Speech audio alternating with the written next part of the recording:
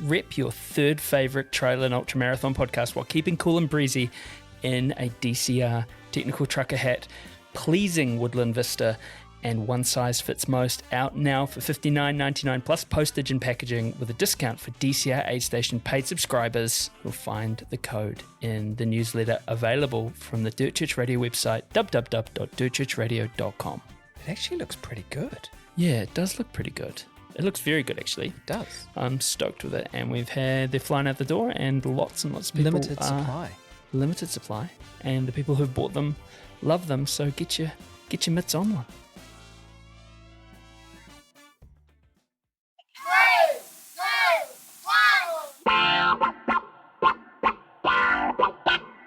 And they're off.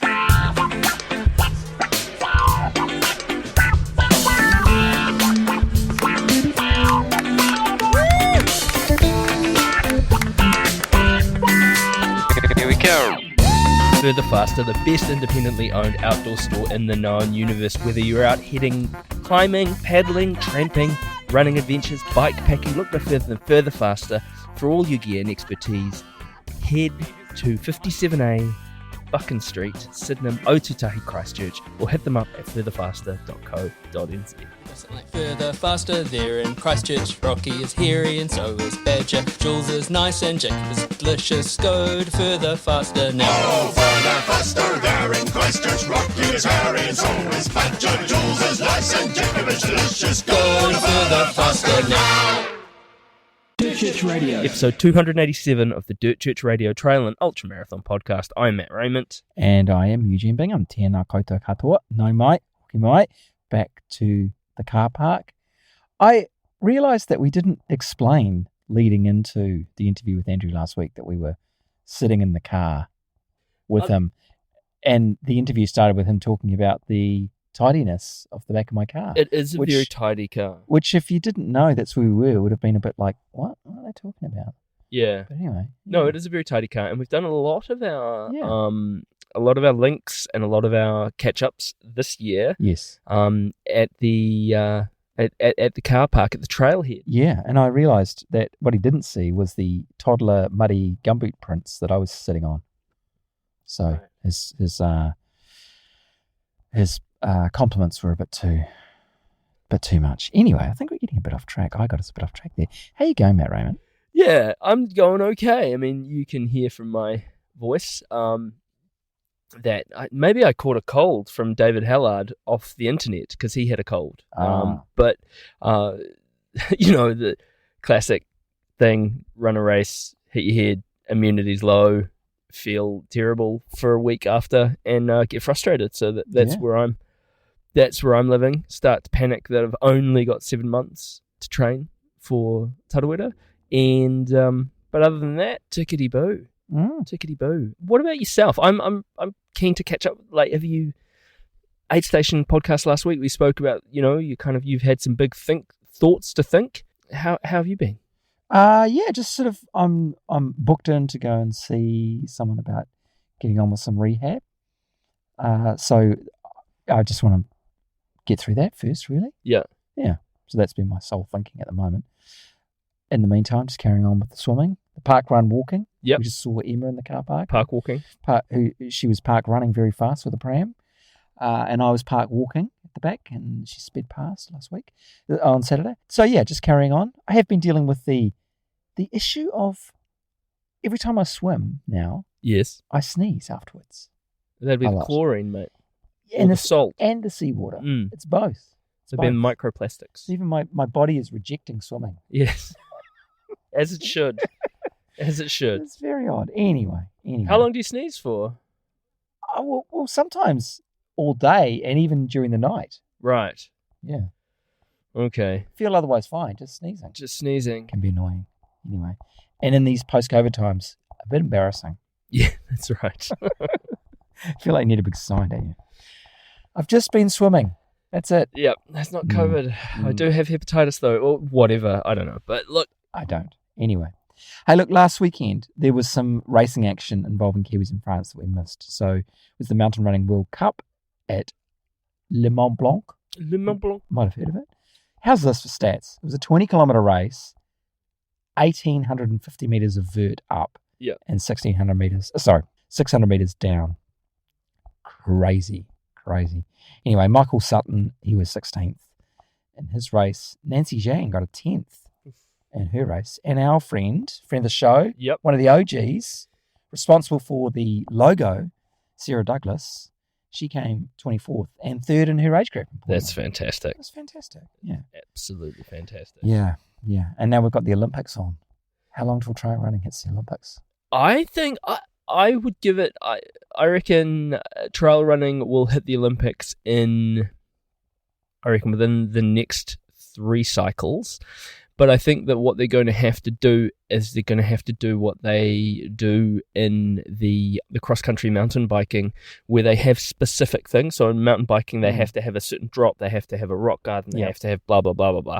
So I think you're going to have to do that. So you're going to have like shitty aid station pizza. You're going to have a character who is in the... in the manifestly wrong starting corral. You're going to have all that kind of cultural stuff. You have to have asked what a seam seal jacket is 3 times. Exactly right. So we have to have an before annoying you start. Facebook group. Yeah. All of that. Yeah, all those things. You have to have a jar of lollies, and one of them contains a contagious disease. Yes. Yeah. And you have to put your hand in and randomly grab one. Yes. Communal Vaseline. All of that. All those things. That's going to be a great event. It's going to be a great event. No, that's good thinking, mate. It would. I mean, I guess the thing that would separate it would be where would you go, and you'd have to have it. And this is not to make it. You wouldn't want to do like an Ursat's marathon, because the marathon's amazing, but then just have a bunch of people turn up and do a marathon slightly off road would be quite boring. Yeah, it's like when the World Cross Country races are held on like Golf courses. Yeah, and it's like, really. I don't know.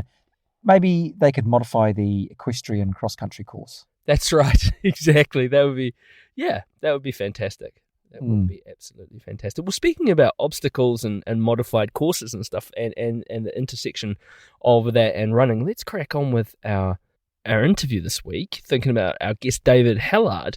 I got the opportunity to catch up with David for a great old chat, and across the other side of the world, David is someone who is known to many people across the trail and ultra marathon world and running world as the creator, host of Bad Boy Running podcast.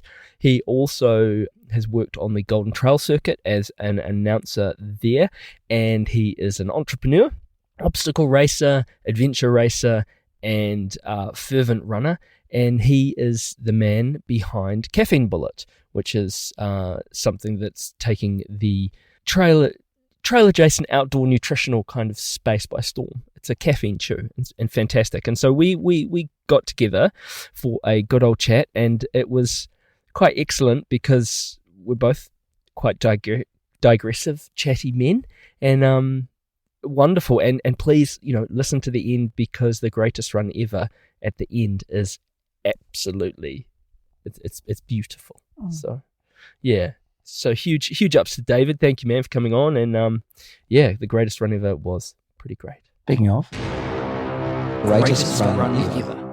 Greatest run ever. Greatest run ever, brought to you by Squad Run. Give their 4-week special coaching trial a go. You can find the link on the website, which is www.dirtchurchradio.com. This is the part of the show where we ask you to ask us, to ask you to them, to ask us, to write into us and tell us your greatest run ever. It doesn't have to be a race or a mountain summit. It might just be a run around the block, something that sung to you for some reason. Send it in to us at dirtchurchradio@gmail.com, and I know that didn't make sense. This one is from Benny Fraser. I'm sitting in my car on a beautiful winter's day in Tamaki Makaurau after what certainly feels like a greatest run ever. It wasn't a mountain summit or 52 loops at a backyard ultra. In fact, it wasn't even on the trails, which I've fallen in love with. I've forgotten why I run of late. I'd got bogged down in a goal I'd set for myself at the next event I'm training for. Running had become something I had to do. I needed my tempo training peaks to turn green, warm up in tempo X kilometers at marathon pace, heart rate below X, blah, blah, blah, blah, blah. If I'm going to reach my goal, I need to tick the box. And if I don't tick the box, I won't reach my goal. And if I don't reach my goal, who the hell am I? I've felt stretched thin of late. I have a young family, a puppy, I'm self-employed, I'm tired, and I always feel like I'm on the verge of getting sick. Running has gifted me so much over the last 4 years, as Mr. Matt Raymond, me, would say running isn't therapy, but it is therapeutic. Damn right. And this has been the case for me. It's taught me the power of consistency, delayed gratification, and being part of a community. I can do hard things. I've had some incredible experience. Kepler crossing the finish line at Tarawera 102 in tears with my mum and pregnant partner waiting at the finish line, running with mates and at 6 a.m. in the forest laughing and chahooing like madmen, just to name a few. As of late, running has become something I had to do, not something I got to do. Today, I had another run I had to do, a 10k easy into a 5k tempo. I parked up on Mission Bay after an early work meeting. It's a beautiful day, but I was dreading having to get this run done and hit the numbers. Just tick that box. Just get it over and done with, I said to myself as I waited for my GPS to load. Off I set. Before I'd run 100 metres, I bumped into Jamie Stevenson. Now, I'd only met Jamie a few times, but we'd had loads of mutual friends, and I always enjoyed our interaction. We started running and chatting. The conversation flowed. We talked about our families, our pets. I shared my story of running and my involvement with the Speed Freaks. I was inspired hearing about Jamie's running achievements and her goals, and after almost an hour running together, I said goodbye and turned to run back to the car with a big smile on my face. I felt something I hadn't felt in a long time. Gratitude. How lucky I was that I get to run. My pace sped up. I felt free and easy. I think this is called the runner's high. Pure joy. I had even had a few of those cheesy high fives with fellow runners running towards me. The world was smiling at me as I returned to my car. I stopped. I realised I hadn't looked at my watch the whole run. I took a moment to look over towards Rangitoto and thought, this is why I run. Thank you, Jamie, for the connection and inspiration, for reminding me that I get to run. I don't have to run. For you, it may have been just a midweek long run, but for me, my joy and gratitude for running returned, and that made it the greatest run ever. The funny thing is, after not being able to hit my numbers, I absolutely nailed my prescribed run without even trying. Wow. I remember seeing them post about that run and the joy, the photo of joy on both of their faces. And I remember being so happy that those two cool people who we both know had just bumped into each other like that. And it's like, wow, the universe delivered something today.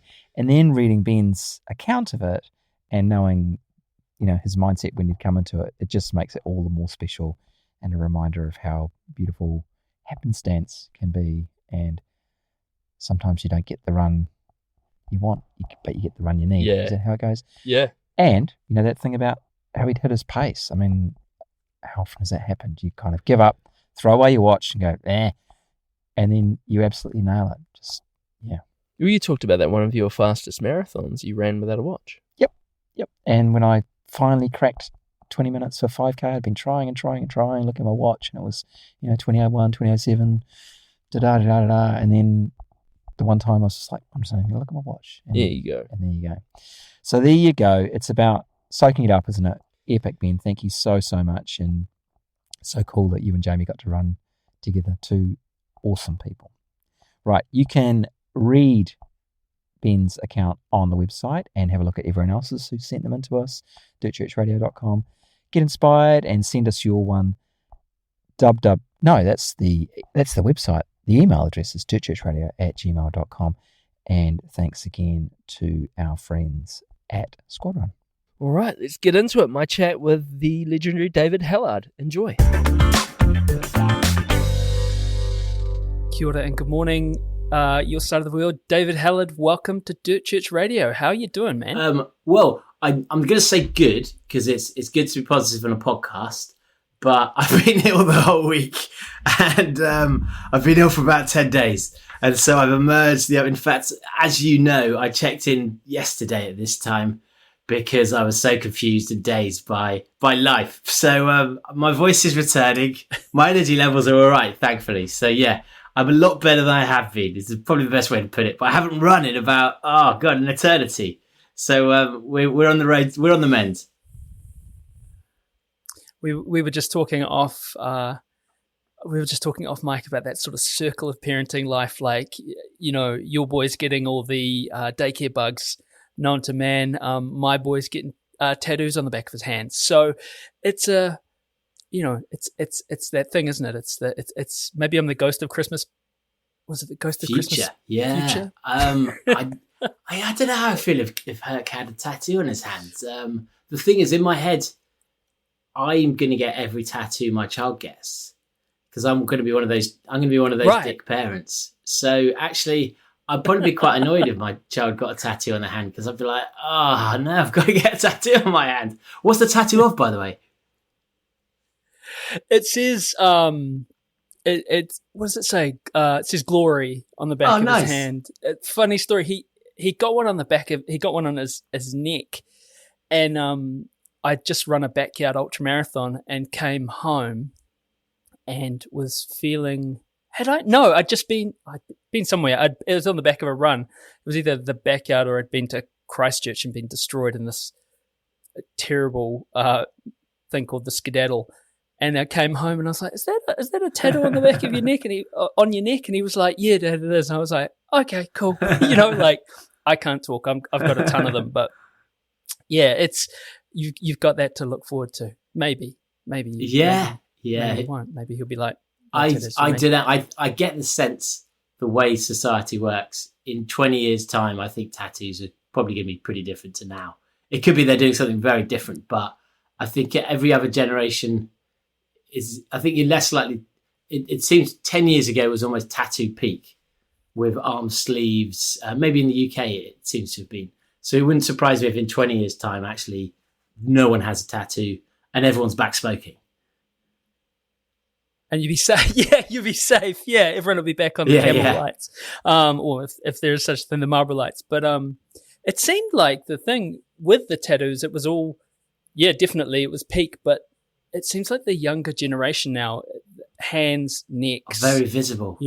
It's very, very visible, and that's cool too. But this isn't Tattoo Church Radio. This So is you can tell I radio, get distracted so- on No, as do I. Look, for those who don't, special treat. You actually, there's lots.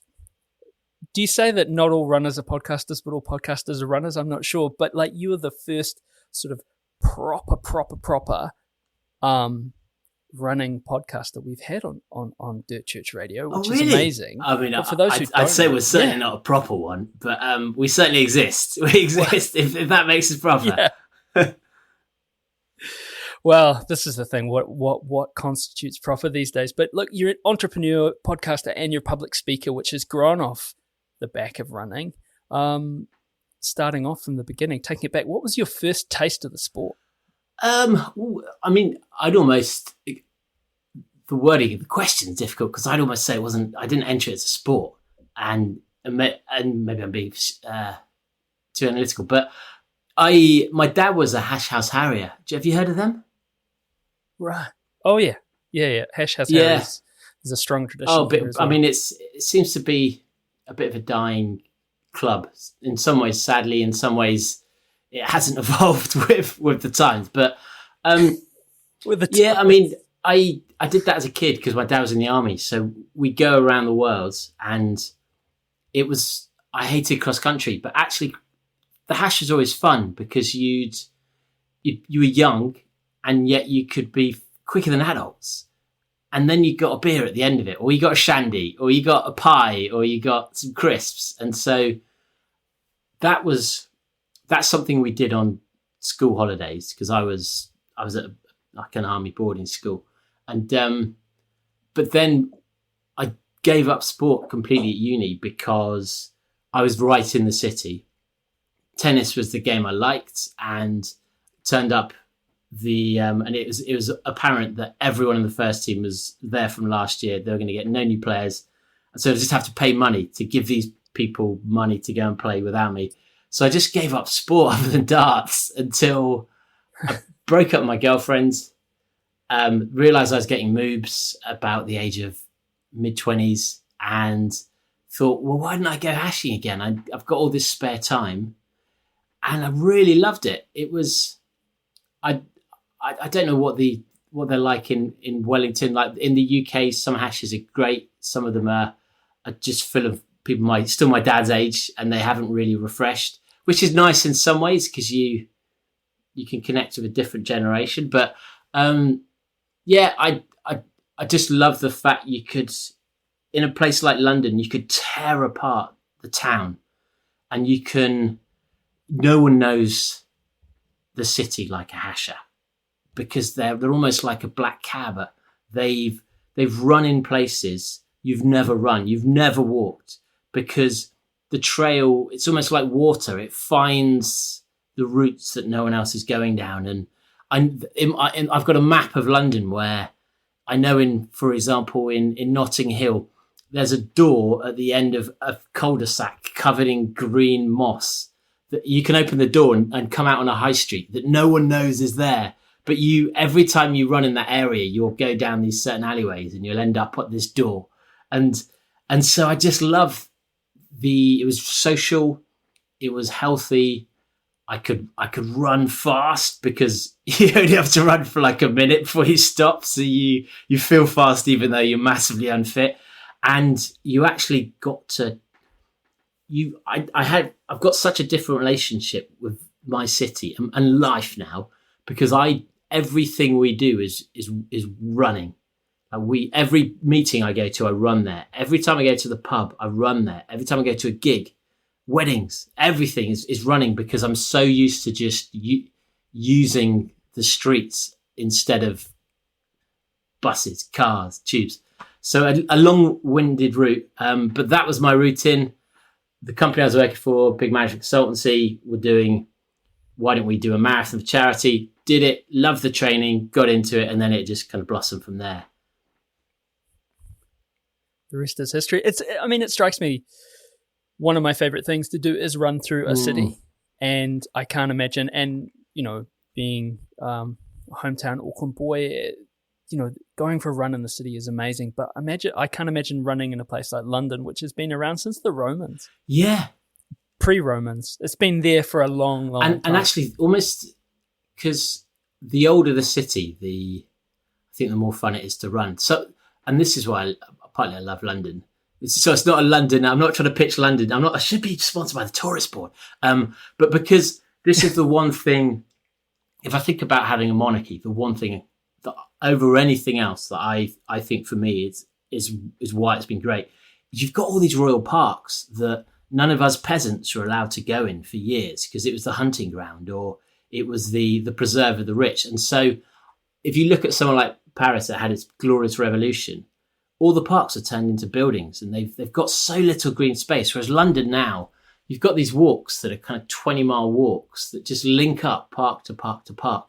And you almost can't go more than 400 meters anywhere in the city without there being some little kind of bloom of greenery or some little space. So being able to, and because it's not being made in a grid structure, it's not being planned, there's thousands of different routes to get to places. And so you can have a completely different experience with your journeys just by going one road to the left. And you suddenly, because of the war and the way it's bombed buildings, you're suddenly in these, you could be in some new builds, or with some great architecture, or you could be in some kind of council houses that have been around in the 60s, but have this kind of brutalist Goldfinger, the designer style, or you could be suddenly in this little park area where you're like, wow, these buildings are so old. And yeah, it's amazing. But I'd say to anyone, whenever you go to a new city, just run it. Whether I'm in Chengdu in China, or we're going to, even in what, obviously not the most dangerous places, but when we're in Colombo, we're just running around Bogota, and it's, you just see different things that, and I've done that in Afghanistan, I've done it in Somaliland. You meet people you're never going to meet, and you capture moments of people's lives that you can't do in a park, that you can't do in a run group. You're basically getting a snapshot of a city's life that you can't do otherwise. You can't do it as a cyclist. It's just running that gives you that. No. Yeah. I know that Eugene, the co-host, is who's unfortunately busy. He's also run in Afghanistan. Oh, no way. And he's up in Bamiyan. Oh, same, he was same. looking for work, and that's where I was. Oh, yeah, cool. Right. And he said it was incredible. Not being nearly murdered by traffic, notwithstanding. He said that was the most kind of. But again, cradle of civilization. I can't. I'm trying to think of the most exotic place I ran. Well, Fiji, actually. I ran from a little place into a little town called Singatoka, so probably about 15k into the town, along some. And did you witness things that your head just would never predicted you'd seen? No. Yeah, no, and that's the thing. Never predicted you'd seen. Interacted with locals that people like this one woman. She actually hit me. Slapped me in a kind of a good-natured way, but like, what are you up? That kind of like, you should be on the tourist bus, mate. This makes no sense to me. I sort of am on the. Yeah. What are you doing? You could be on the bus. No, that was cool. But I mean, you're running. You've done your charity marathon for your corporate thing. I mean, then what was the attraction to do like obstacle racing and then on to adventure racing? That was I've had a whole string of kind of luck along the way. So I'd won a race. I then, because of that, was featured in a magazine because they were looking for like everyday race winners doing who are these people that win these random things? They took a picture of my kitchen. In the background was a pack of Goodness Shakes drink, because they said, we need this to look more running. Have you got any product? So I just put out, all the stuff you get in bags at the end of races. So I put that out as if I was, I don't know, Mr. Product Guy. And Goodness Shakes saw it and said, thank you for featuring us in the magazine.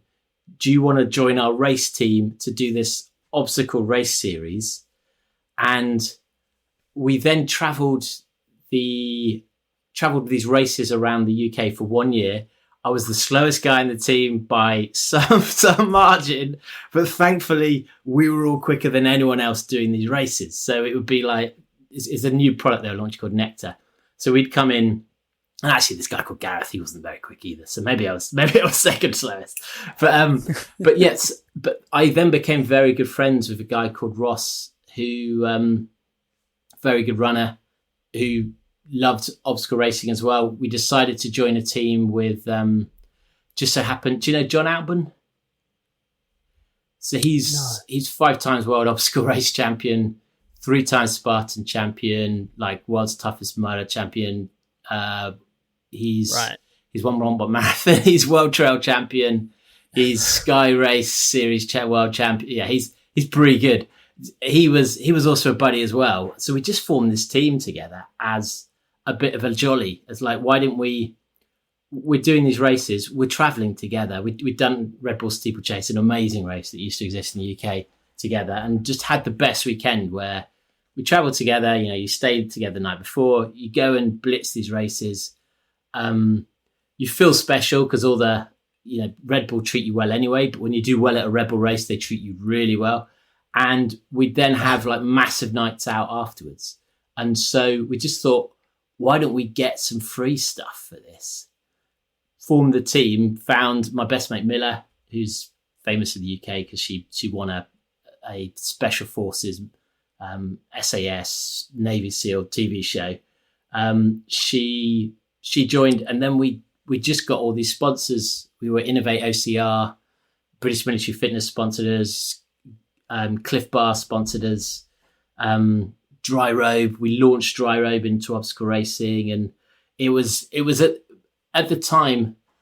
I can't think. It's maybe trail running. How that feels a bit now, or ultra running in some countries. It was just as that sport was about to explode. So actually, anyone who was attracted to shiny things, which I very much am, was going into that sport because it was just fun. It was suddenly, we'd been on social media for a few years, and everyone suddenly wanted that picture of them saying, I'm a weekend warrior. And so we were just in it at the right time. There was money flooding in. There was crazy prize money. Even now, compared to, you could win one of the biggest trail marathons in the world and probably get less than an obstacle race. And so, it just collided. It's mad, eh? It's a big. In New Zealand, and I mean, I don't have the experience of that. It seemed like it was a big kind of corporate well-being thing, and they were sort of super popular for a while. I think there's a bit of controversy. I think a bunch of people got electrocuted. Something happened. Like there was one of those things, they were bear crawling through the mud, and I think a couple of people got electrocuted here, and not dead, but more bang than their corporate buck, I think, maybe that they're expecting, and maybe there was something with that. But certainly we had a couple of people who went to that world's toughest ultra mother thing, and it was like 24 hours of doing unspeakable things. What was the pivot to adventure racing? We were like, hey, should we find something harder? I just wasn't very good at obstacle racing. It's probably more what it was. I think we all do what rewards us, and we all could have. So John obviously was amazing, and he was better than us at everything, and also loved it. And I just didn't enjoy. I loved the races, but then I just don't like being in a gym, and I didn't want to be in a gym training, getting stronger. It was quite hard in central London to really do a lot of good technical training for the obstacle courses, and they're getting more and more technical. So my advantage was my running, and I'd basically be slowed down by any obstacles. So in the early days, my running would get me there.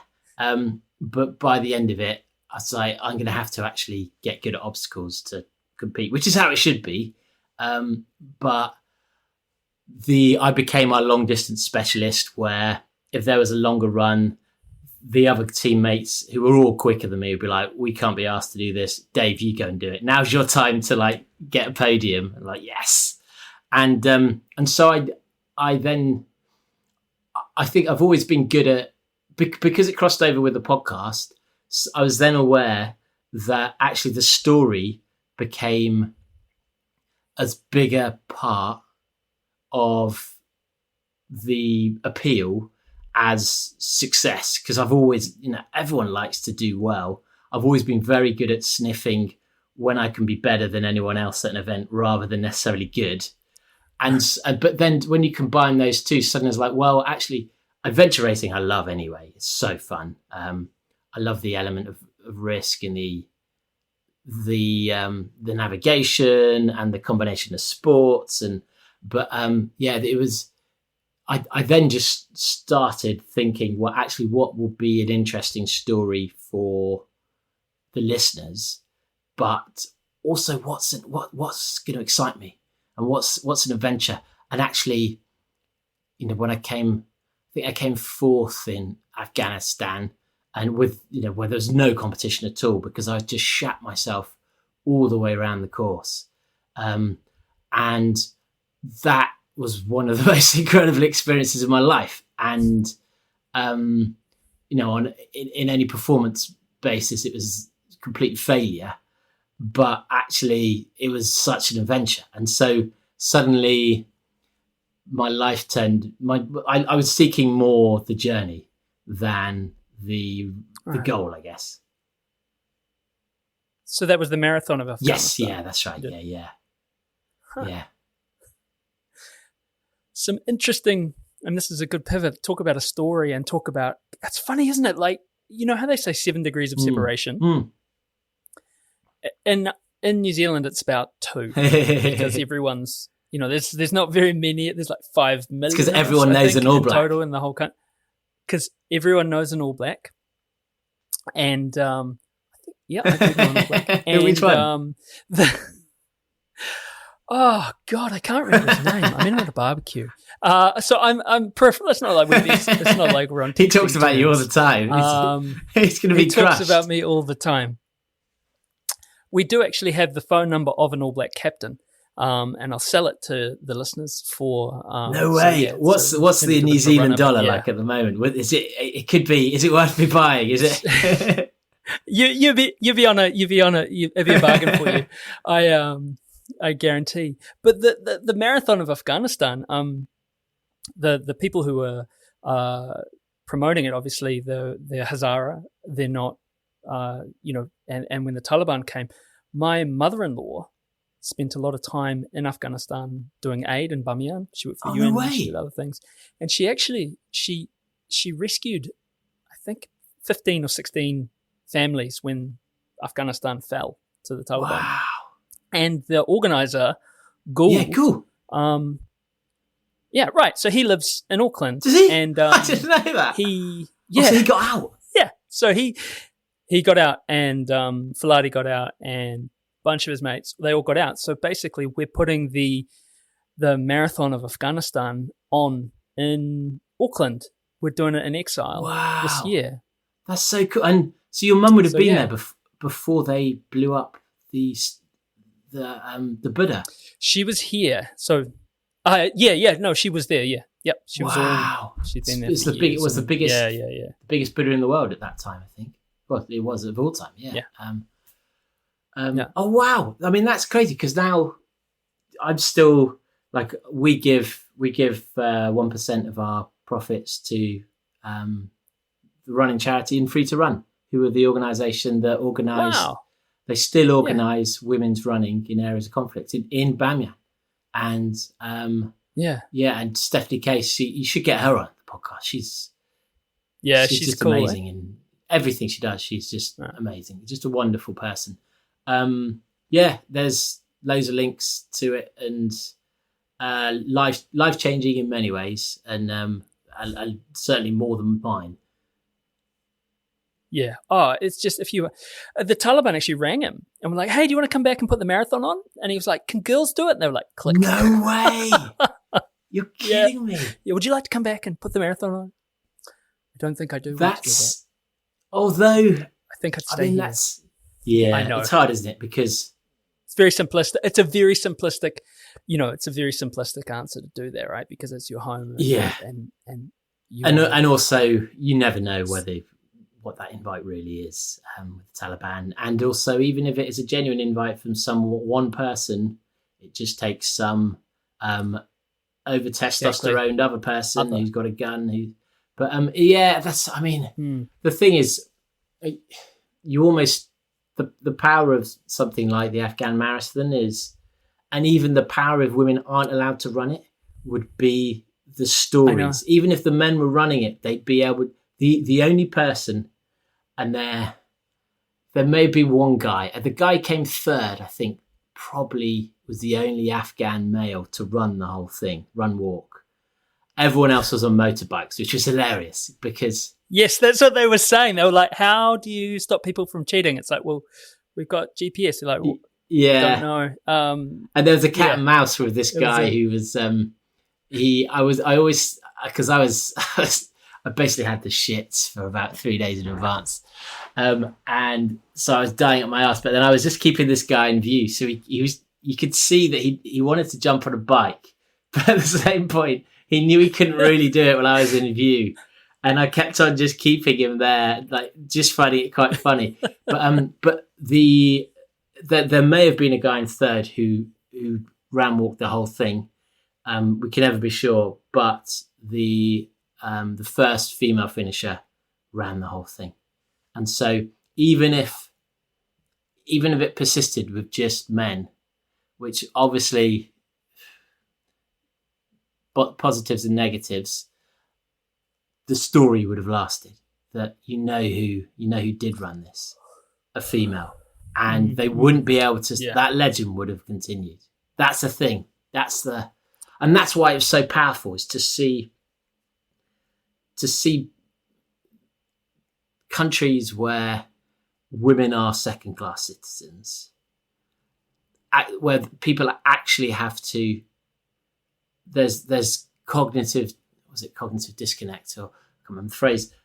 They're having to recompute what they're seeing, what they're believing about women, because they can physically see what I believe is no longer true, because this woman has just run the whole thing and none of the men could. And it was mind-blowing to see. Well, I mean, let's actually recognize. I mean, when did the women's marathon come into the Olympics? Was it 80? Yeah. Was it LA? Yeah, probably would have been, because 84? was it Catherine Switzer was 70? Catherine Switzer, yeah. 70. No, she was. When did she run? 67. Oh, was it 67? She Oh, ran wow. Boston for the. Yeah. It was a long. It was. Although, do you know who the long first, while ago, but that was first the woman same to run a thing. marathon? Pikes No? Peak in America. People forget it. Yeah, a trail marathon. Really? Yeah, I can't remember the date, but before Catherine Switzer. Yeah. I mean, that's good, isn't it? It was always going to be. It's edifying that it was trail first. Exactly. And unfortunately, probably more, more storied. But I mean, still, like Roger and Catherine, they live here half the year. So they live in Wellington half the year. They live in New York State half the year, and they're still both. Yeah. So her husband, Roger Robinson, the author, proponent. He's in his 80s. He's 84, I think, and he's the world champion in his age group for the cross country. No way. So they're both. You've got to get her to do the Afghan marathon. If anything that speaks to the volume of the importance of women doing marathons, I mean that seems like a marriage made in heaven. Getting her to be the first one that isn't in Afghanistan because they won't let women run. That seems full circle. Yeah, that's a good point. I hadn't actually. I'm gonna put that out there. Hopefully, get it, make it happen. we can make that happen. Look, I mean, you talked about podcasting, and there's a good pivot. I mean, 2016, you started Bad Boy Running podcast. Whatever possessed you? Was it 2016? Yeah, it probably was. It was. Maybe in my head, I thought this feels like longer. Weirdly, just it's not. Yeah, it's strange because it's 8 years. If you think back to 8 years of anyone's life, it was mainly just because we didn't hear anything. There's nothing in the media at the time, and this was before Instagram and Facebook was. You might get athletes pages, or we had Runner's World, we had Trail Running Mag, but I'd always go down the pub with my friends and we'd have really fun conversations about running. And it almost was like that didn't exist, where all of the running mags were focused on, and I just said have to be financially focused on newer runners. And it was, how to, what clothes to wear. And, no one was talking about shitting themselves at the back of Lidl's car park or, oh, sorry, I can't remember if I can swear. It was apologies. Well, I'll stop anyway.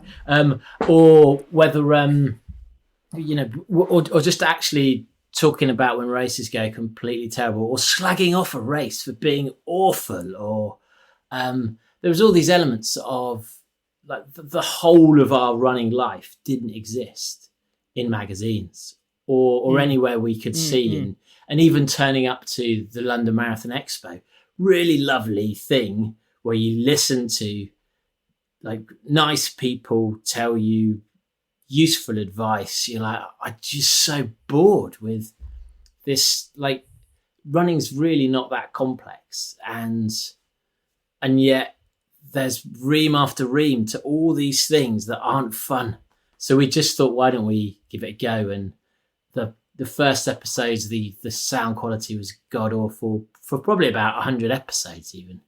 I mean, our poor listeners. But then there was nothing else out there really comparable. And so people fought through it despite the quality of the audio. And yeah, and now it's strange. It's there's so many running podcasts now, and which is great in some ways, but I also, it makes it harder for us because it used to be we'd invite someone on the podcast and they'd be like, I've heard of you. I've been waiting for the call. I'm like really honored. I'm definitely coming. Whereas now they get so many invites, and they're now being invited by someone with like 200,000 Instagram followers. And we're like, we don't really do Instagram. So I know we're messaging you through Instagram and it looks like no one cares about us, and maybe no one does care about us, but we think you'll give a better interview on our podcast, and we think you'll enjoy it more, and we think you'll have more of an impact because we're listened to by a lot of influential people. But it just means it can take the time lapse between messaging someone and them getting back to us now can be like a year and a half, and someone's like, "Oh, I've just seen this invite from a year and a half ago. Sure, I'll do your podcast." But it's a lot harder now I find it easier than ever to find guests I want to have on. Like, there's more stories than ever, which is great. There's more voices than ever. And I still think no one has the voice we do.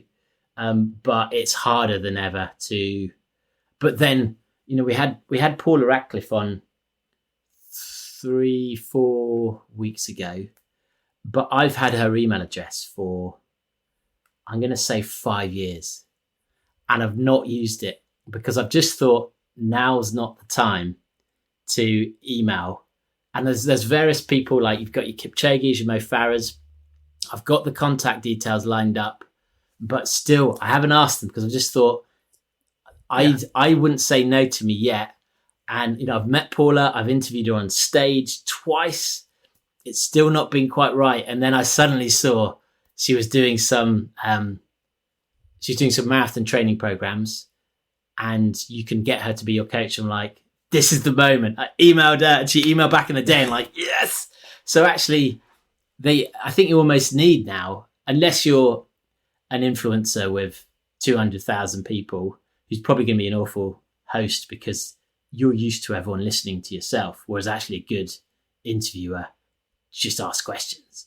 I think it's hard to get into it now and have a unique voice or a distinct voice, and or even find an audience, because you need momentum. You need a feedback loop of feedback from the you want your users to feel connected to the content, that they understand what you're saying. And especially, we've got our own lexicography.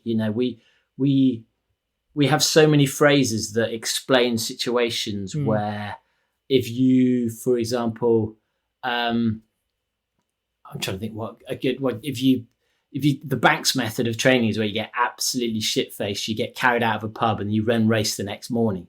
And that's off the back of a story of one of the podcast listeners who did that at our Christmas party. So there's all these phrases and things, and you almost it's hard to grow your own community now when there's so many distractions, so many run crews, so many podcasts. And I think you need that connection with your listenership to actually properly enjoy it, and also to actually help people and to actually be part of someone's life. It's a funny thing, isn't it? Being we started 2018, so not quite as long as you, but still a size to have lasted this long. As you say, it feels like longer. Yeah. And not that it's not like absolute privilege. Your son wasn't a teenager, was he? Yeah, he was. Yeah. No, sorry. In my head, he's 18. No, he's 20. Yeah, sorry.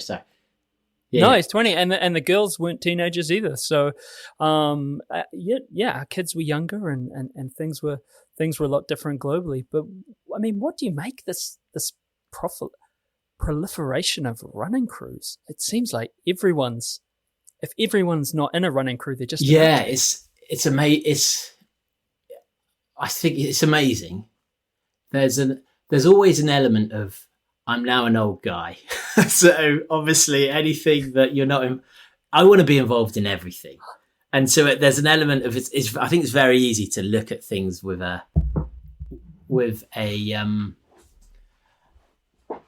as an outsider. But I was talking to, we've just done a podcast actually about the future of trail running in the UK and how it's being devastated basically by UTMB. And it's horrific. Like there's I think 25 races closed in the southwest in the last year, like gone bust. It's just so bad. But one of the things that the guy called James Elfson, who's an amazing individual, Centurion Running, South Downs Ways is one of his big races. He was saying how I was saying to him that he doesn't connect at all with this new generation, because the growth in sport that we're seeing statistically from the brands, for the crews, is females in their 20s. There's massive growth, partly because they were underrepresented, but also people that don't necessarily want to race. They're not running isn't a sport to them. It's a social activity.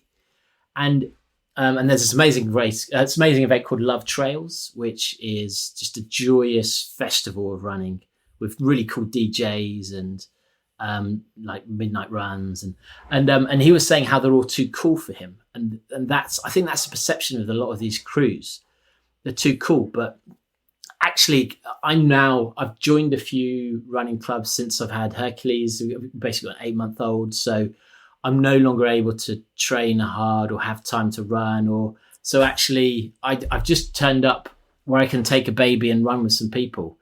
And I think actually what a lot of them are, people want community, but actually a lot of them is just showing, is almost creating joy. People want to have a joyous time in a way that previously, run clubs haven't done that.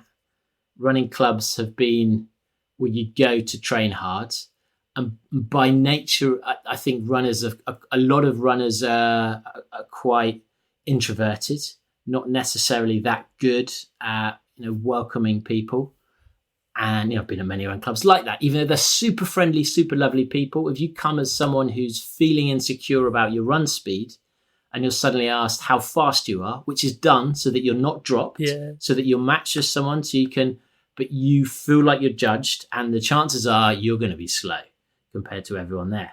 And the chances are you may be dropped, or you're going to feel terrible because someone's going to have to sacrifice their session to run with you around a part of London so you don't get lost. So they've changed it now, and I think there was an element of run clubs that were founder-led, that were almost ego, and that's the thing. There's now this weird. There's been this progression, and I don't get a sense of how Auckland is, but London has, not maybe hundreds, but probably up to 100 run clubs now, run crews. And they've also got to the stage where some of them, the founders now, are getting old and are getting disconnected from their community. And actually it's creating growing problems. And some of them have been founded for an ego, and because someone wants a platform, but someone wants to make money, or someone wants status or free stuff, and some of them are done because people are promoting a business. Some of them are done because people haven't seen people like them running, and so there's a whole within that. There's amazingness. There's like some things that I think aren't great, but actually most of the run crews I've been to, you turn up and it's full of positive people who are trying to get some exercise in and trying to connect with others and feel part of a community.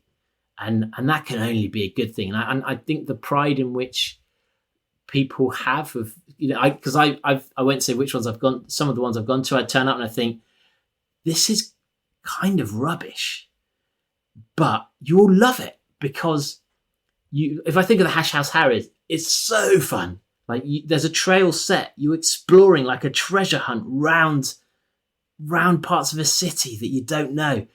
And you'll turn up to other places and they'll do the same 5K run around a part that at a pace that's just a normal pace. Some people have their headphones in. I went to chat to someone, she had her headphones in for the whole run, didn't talk to anyone. I'm like, this is some bullshit right here. Sorry, this is some BS.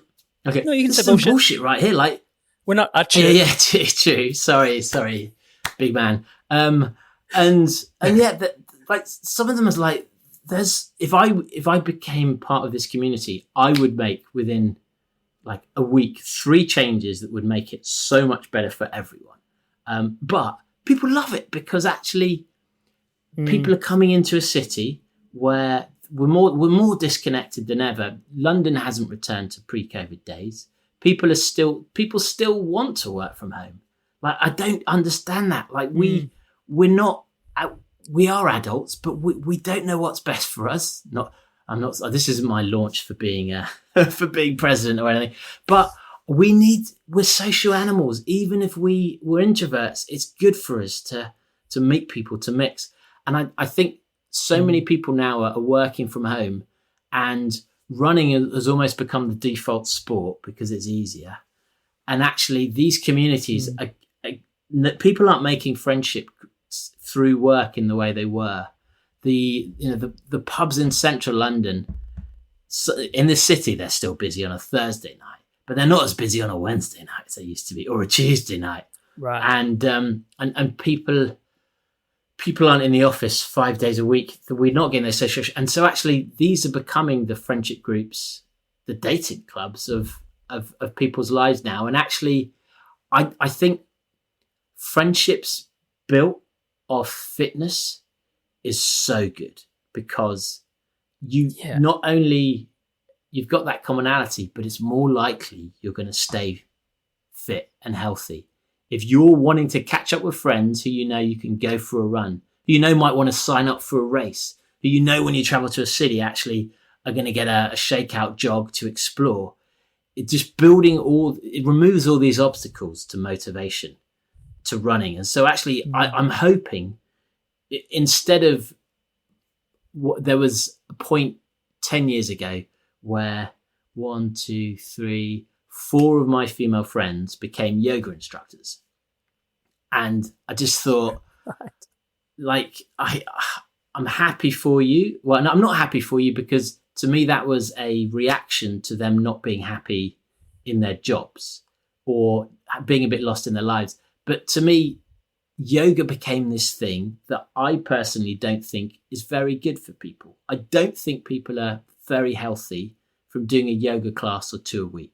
I don't think it massively changes people's physiology, or even it makes you relax. But I don't think I don't think people go to yoga classes as much as they do 10 years ago. I don't think it's a lifelong relationship with fitness and health. Whereas having friends who are runners is, because you can always meet up for a park run. You can always meet up for a jog.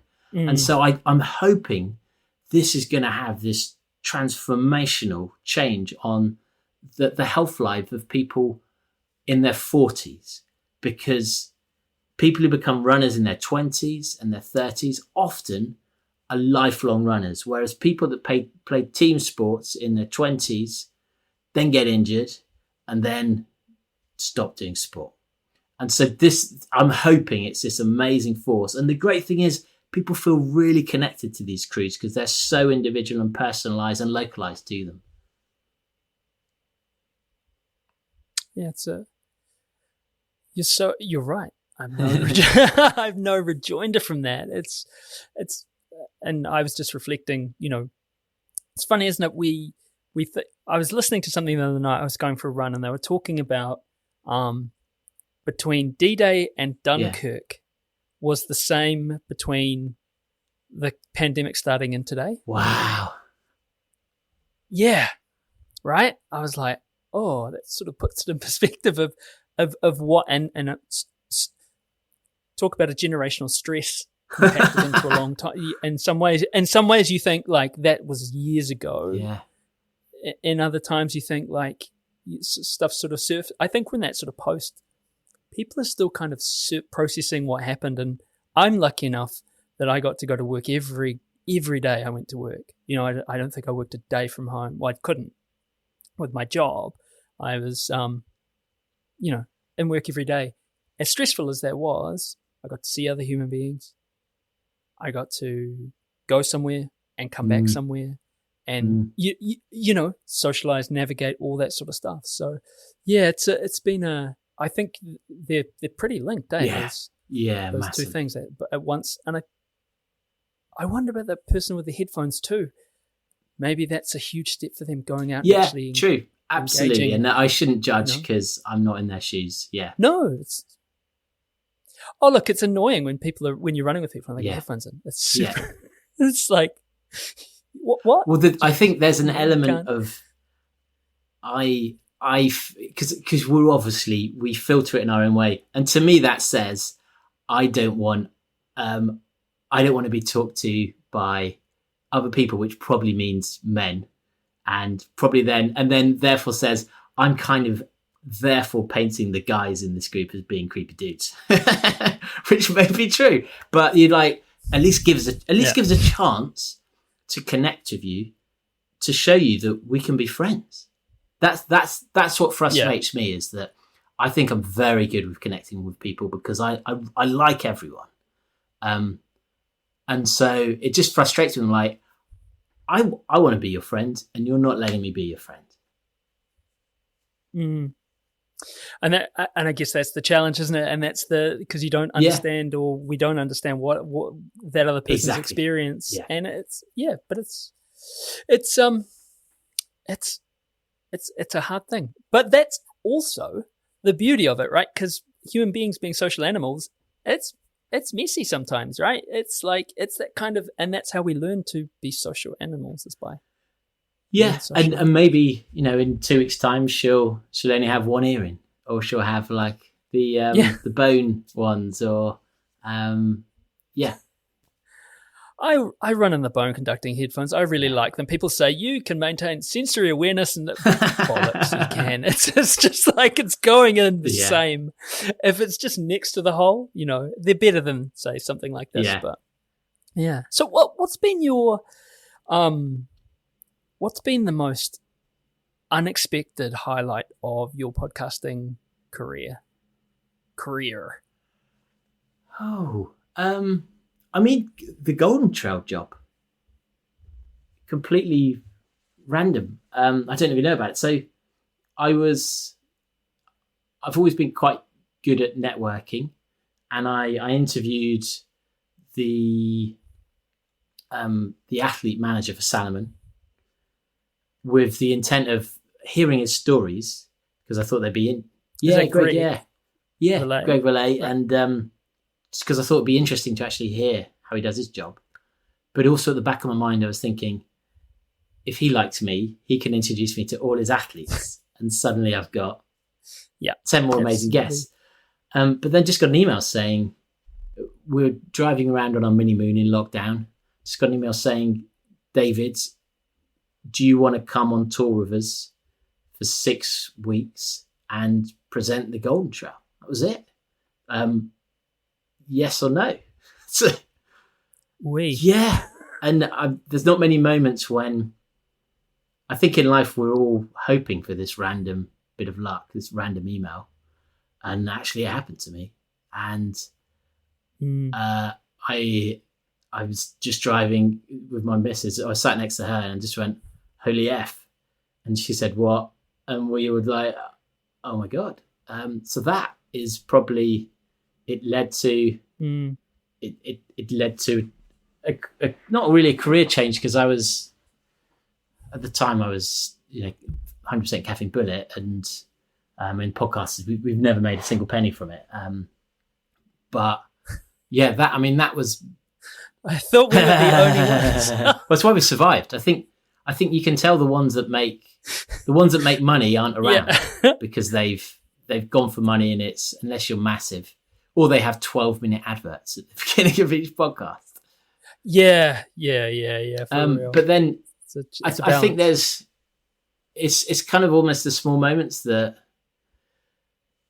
it's when you meet someone who you don't know the impact you're having in life as people, even.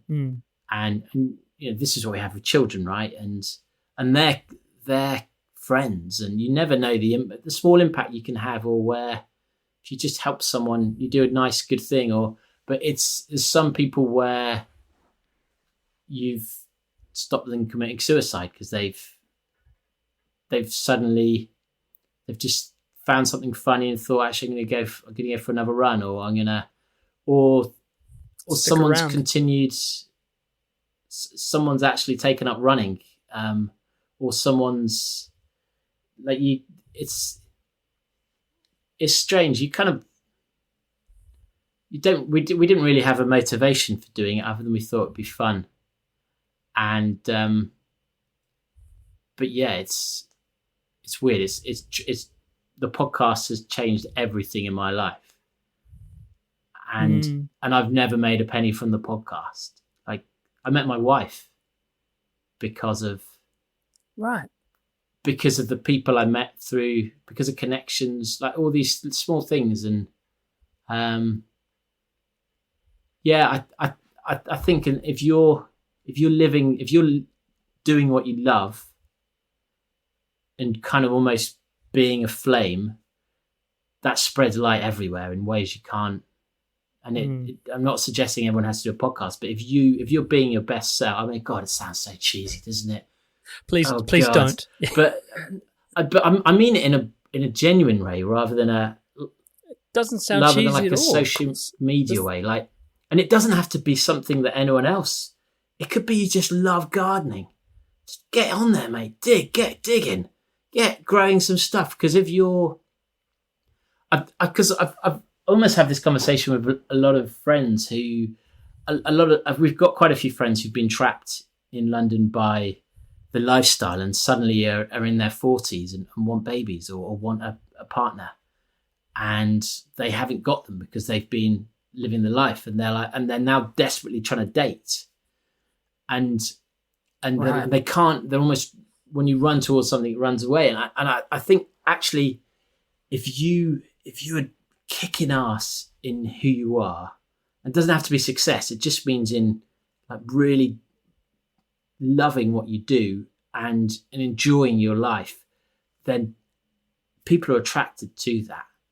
And I think everything flows from that, where you'll transform people's lives in ways you couldn't have imagined, and you won't even know it's happened.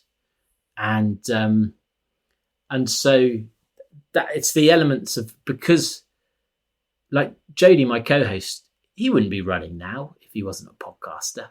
There's no way. He was a journalist who was doing video reviews and then happened to work for Men's Running, and we met.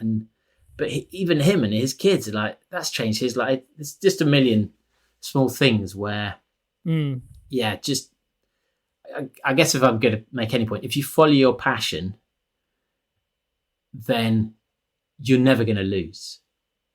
And it doesn't have to be full-time work. You know, the podcast is still our side thing, but it's led to, like, Caffeine Bullet is now my full-time job, but the Golden Trail is like a side job that's like my dream job.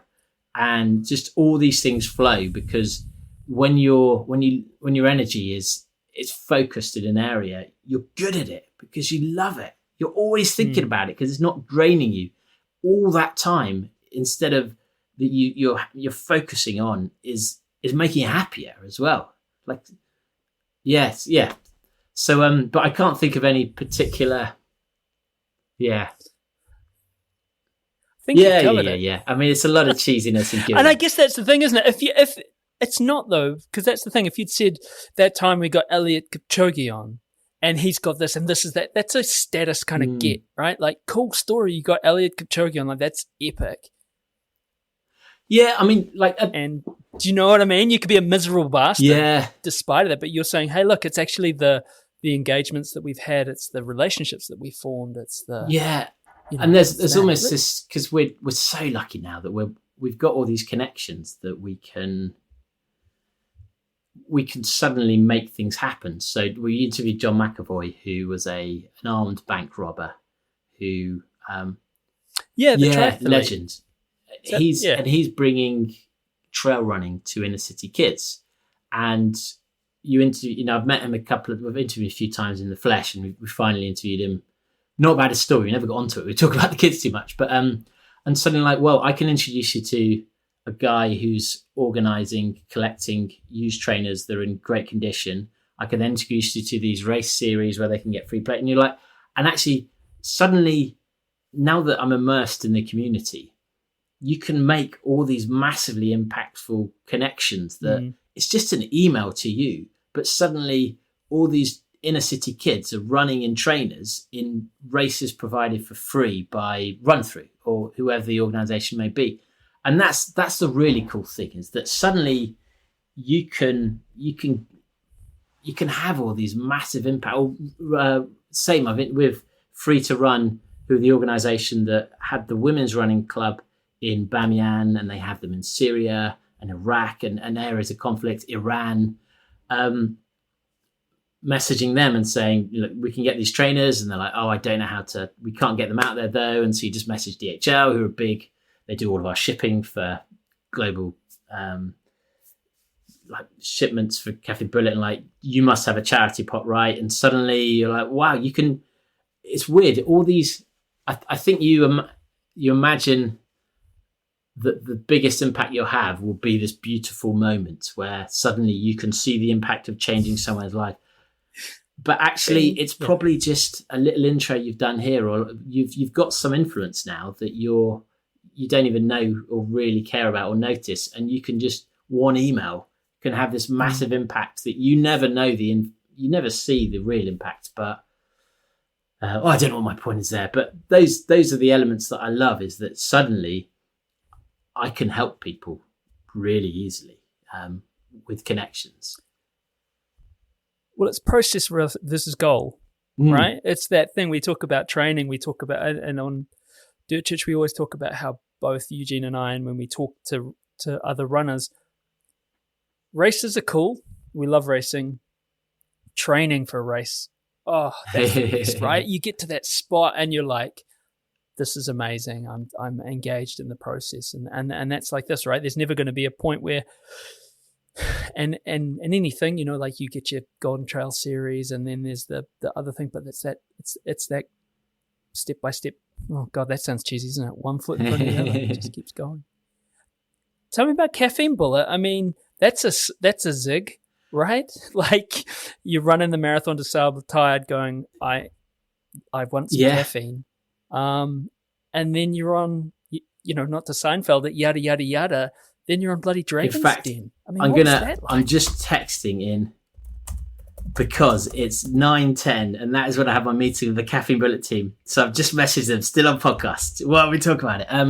Right. Okay. Yeah. I mean, it was very much, that's the thing when, I just wanted the product. I always used to run with, do you have Pro Plus in New Zealand? They're these little caffeine tablets that are maybe 40 milligrams of caffeine. We always used to take them when we were students for studying. And when I was racing hard, there wasn't, you get the odd caffeine gel, but even now, like a goo gel is 30 milligrams, or shot blocks, you get a whole pack of shot blocks, which has maybe got 60 milligrams of caffeine. And actually,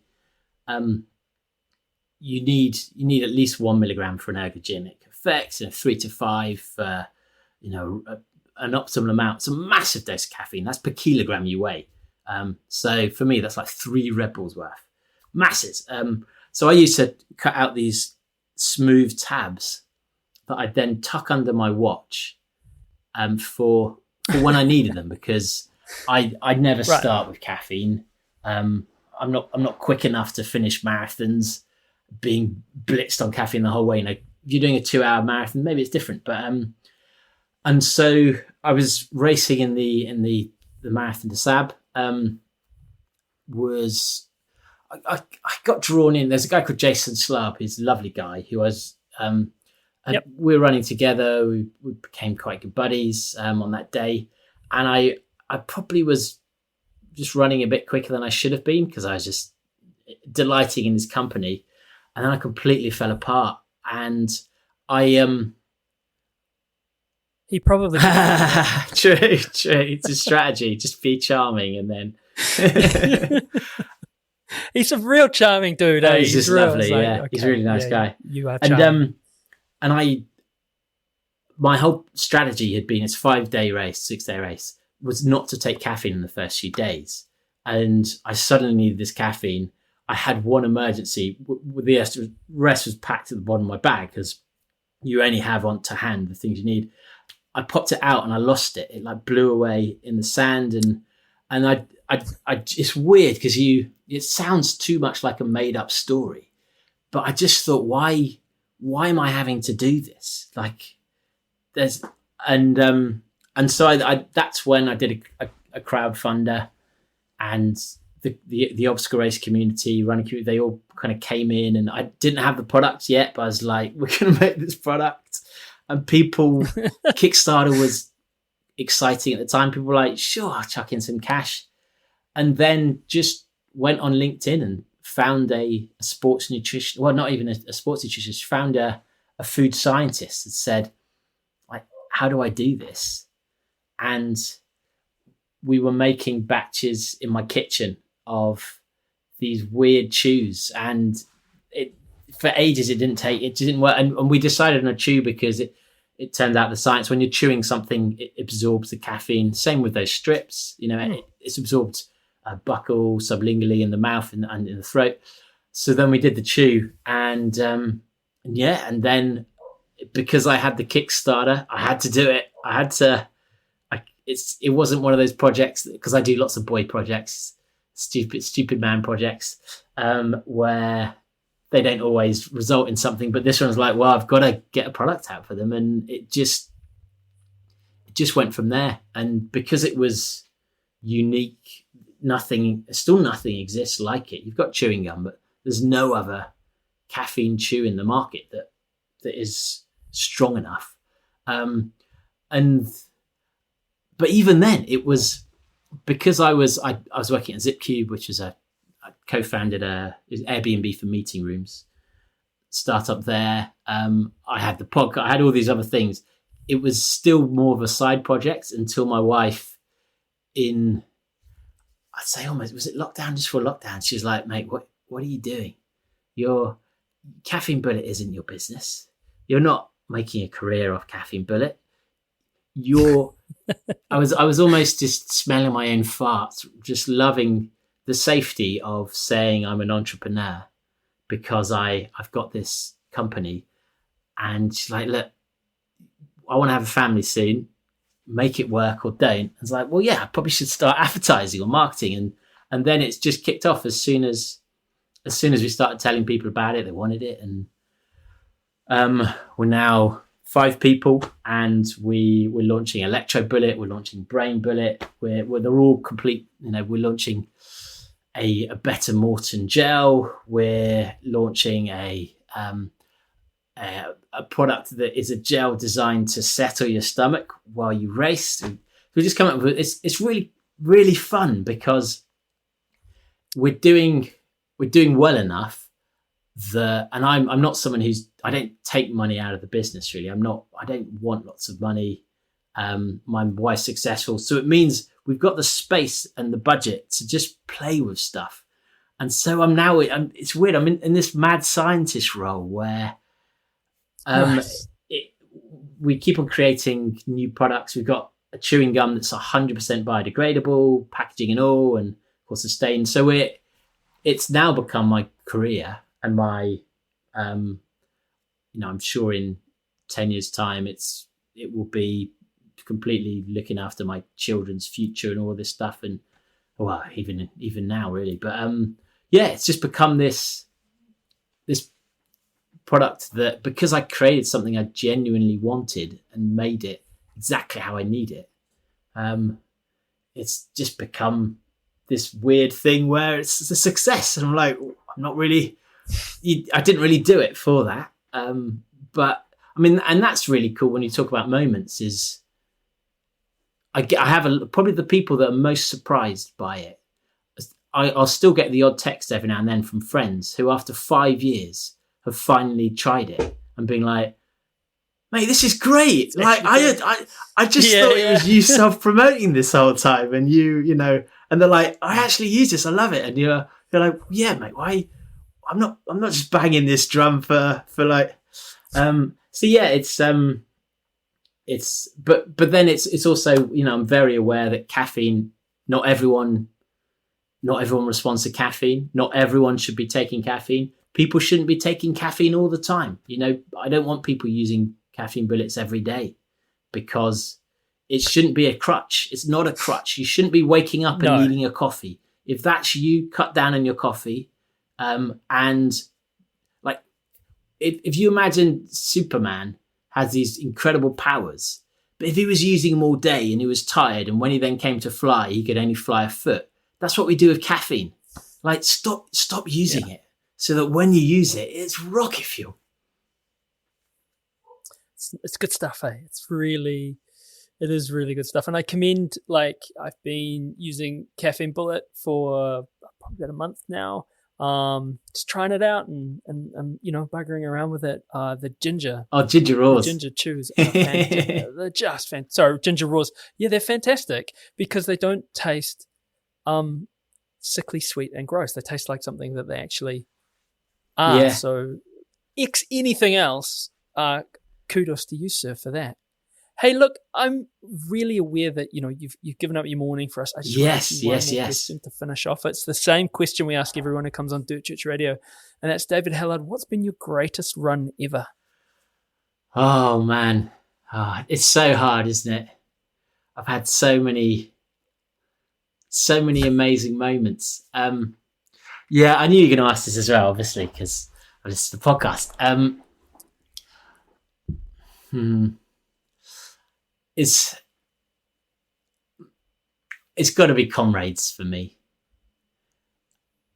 I don't want to take up too much time. I had a choice of three.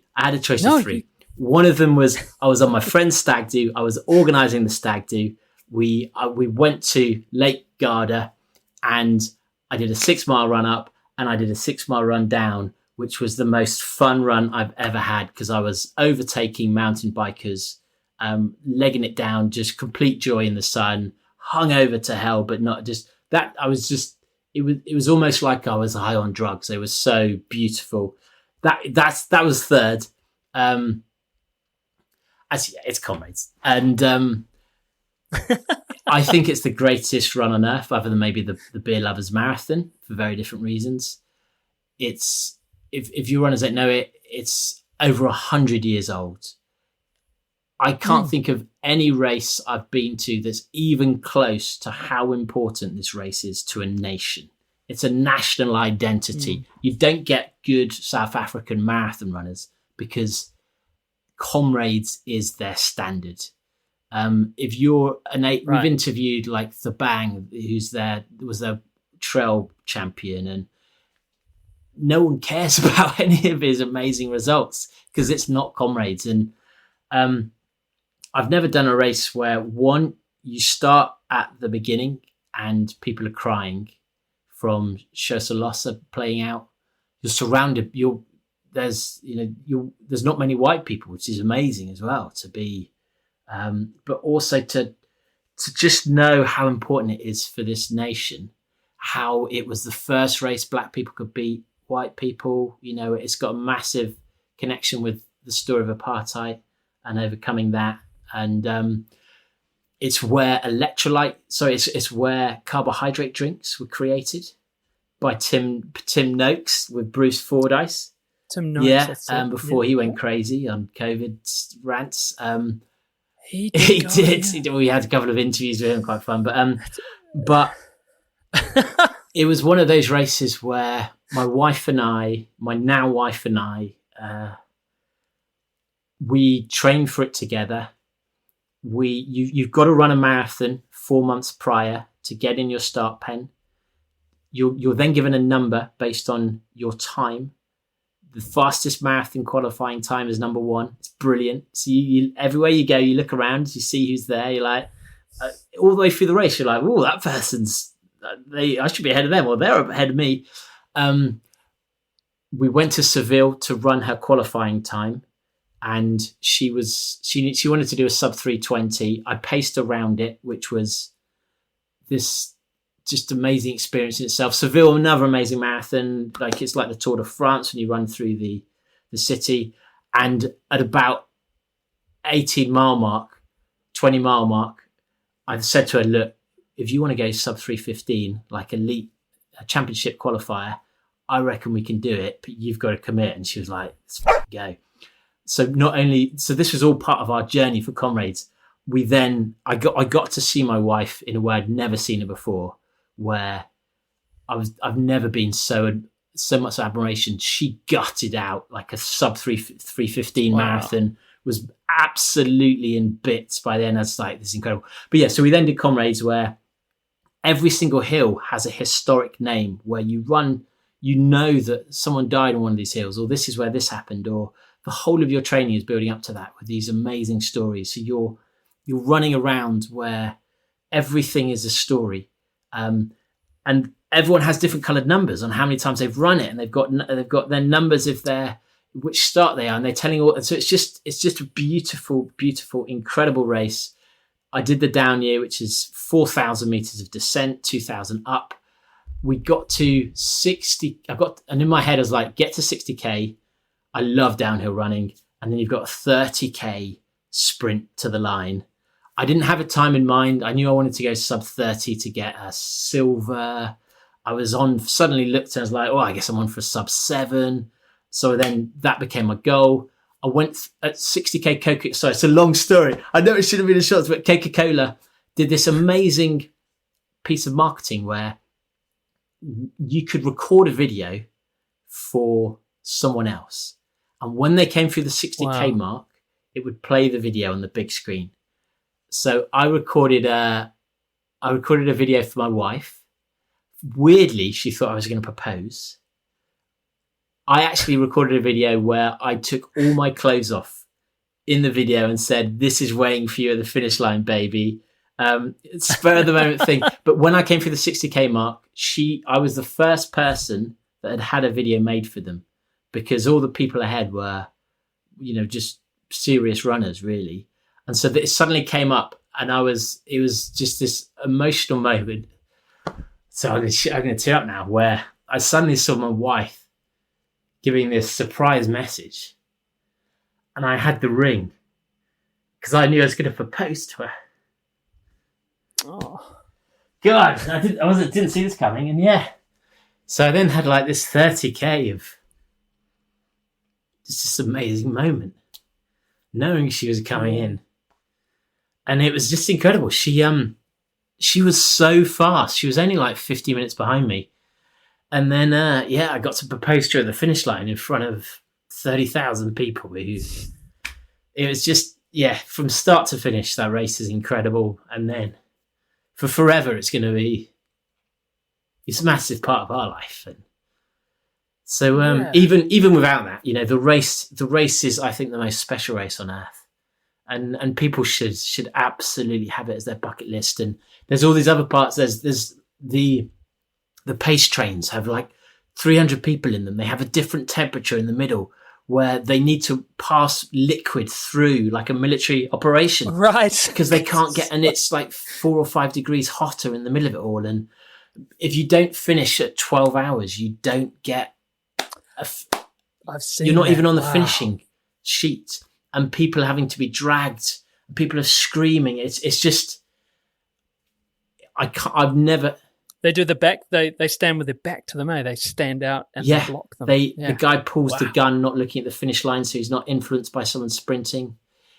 Everyone stays behind in the stadium to cheer after. There's nothing even close. Nothing. I love London Marathon so much, but there's nothing I've ever done that is remotely close to Comrades. Wow, that's amazing. Look, I mean, we've had it on before, but what an amazing story. Look, David, thank you so much. Thank you for having me. For coming on to Church Radio. Yeah, man, it's been an absolute pleasure. And can I just mention Fuel Me, who are a lovely New Zealand website, Aussie New Zealand website. They've partnered with us to get the products out to you guys. And I just want to, and that she's just Janine is a wonderful person. So I just want to make sure that people know, if you're going to, you can buy, I think, stuff on Amazon, and that's buying from us, but buy it from her. She's lovely. Fuelme.co.nz. So good. So good. All right, man. Well, look, thank you very much, and take care. Thanks for having me on, Matt. It's been great. It's been real cool, and hope to see you down here one day, and we'll... Yeah, for sure. That will happen. And likewise, if you're ever in London, let me know.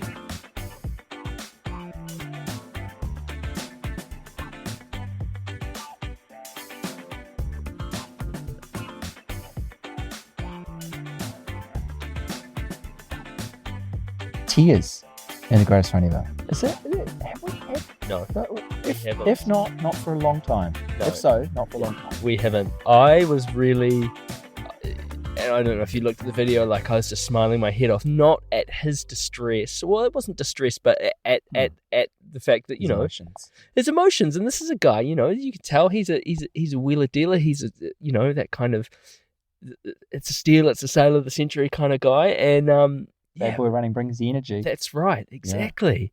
Exactly. It was cool to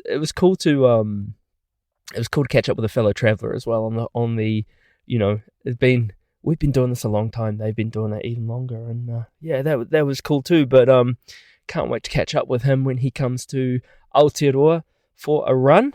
And all of you, go check out Bad Boy Running Podcast, and actually also go check out Caffeine Bullet, because I have to say they're pretty damn good.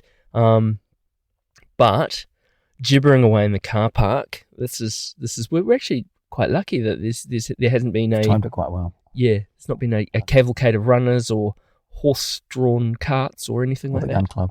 The gun club turning up. Imagine if they caught us. Anyway. Oh, look, there'd be questions asked, mate. There would be. What are you two doing in there? Yeah. Anyway. Let's get out of here before they arrive. Thank you very much for tuning in. We're on social media at Dirt Church Radio. You can email us at dirtchurchradio@gmail.com. Now, don't forget to sign up to the new podcast and newsletter. Don't forget to send in your greatest run ever. Be like Ben. We love hearing them. Send your one into us, dirtchurchradio@gmail.com. Thanks to our supporters Further Faster, Currans and Squadron, and to our Substack subscribers in the DCR Aid Station crew. Now stay tuned for our show in 2 weeks. We have another great guest lined up, and check out our DCR Aid Station pod next week. Hei kona, hei kona. Thanks, Rigby. If you want to get the DCR hit that you love ad-free and get it every single Wednesday, there's a way to do that. Sign up to become a member of the DCR Aid Station crew, $8 a month or $80 a year.